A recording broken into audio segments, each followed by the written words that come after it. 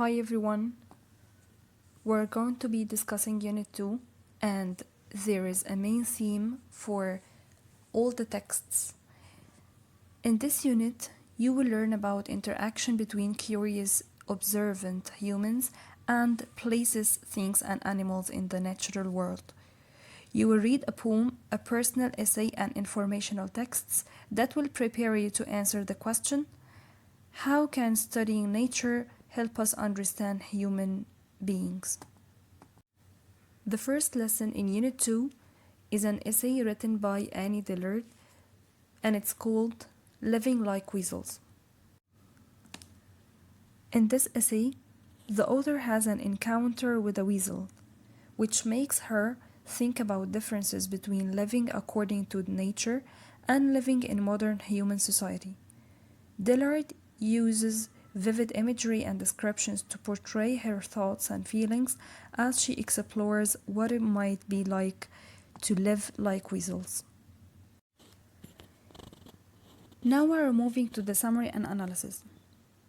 In Annie Dillard's essay, Living Like Weasels, she reminisces on her encounter with a weasel, and even though the weasel was a mere animal, it invoked life-altering thoughts from within the author. Dillard compares the life of a wild weasel to the life of humans.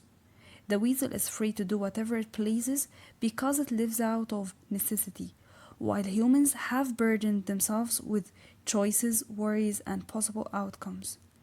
Animals are defined by their freedom and relatively uncomplicated life. On the other hand, humans are defined by the choices they make, how they perform under pressure, and the lasting effect they have on the people around them. Who are you and what truly defines you? All these ideas help tie into the theme of identity. In the essay, Living Like Weasels, Annie Dillard reflects on her first encounter with a wild weasel and presents her interpretation of the moment. Dillard starts by providing a detailed explanation of what she thinks characterizes a weasel as wild. In the first paragraph, Dillard writes that the weasel stalks rabbits, mice, muskrats, and birds, killing more bodies than he can eat worm, and often dragging the carcasses home. Then the author offers an account of the place where she met the weasel, a place named Holland's Pond. In her words, a remarkable piece of shallowness. As Dillard examines Holland's Pond, she identifies what she was doing in the moment leading up to the encounter with the weasel, following up by a characterization of the animal and interpretation of the encounter from her point of view. Dillard uses comparisons between the life of a wild weasel and the life of humans while exploring the theme of freedom. The whole essay is divided into sections containing contrasting and opposing ideas. Life versus death, natural versus unnatural, simplicity versus complexity, and so on. The author concludes that humans can learn from the wild freedom of weasels, from their yielding at every moment to the perfect freedom of single necessity. Dillard ends by providing reasons she finds relevant in explaining what humans need to learn from weasels. She advises, I think it would be well and proper and obedient and pure to grasp your one necessity and not let it go. Here, the author contrasts the concept of freedom of single necessity, way of living of the weasel, with the many choices humans have in life. Now you can open your book on page 82 and let's answer this question. How have humans impacted the natural environment surrounding Holland's Pond? The answer is, humans surround the pond in suburbia. They have polluted the area. There are motorcycle tracks in the fields and woods, and Dillard sees under every bush a beer can. Question 2. What word choice and imagery does the author use to communicate the calm and quiet atmosphere of Holland's Pond? The answer is, she describes herself as ensconced in the lap of lichen, as she quietly watches the sunset and lily pads part dreamily when fish swim past. What idea does the author express when she says, "Our eyes locked and someone threw away the key"? The author expresses captivation, shock, and interest, and she and the weasel are so startled and interested in each other that they can't look away. It's as if they are locked together.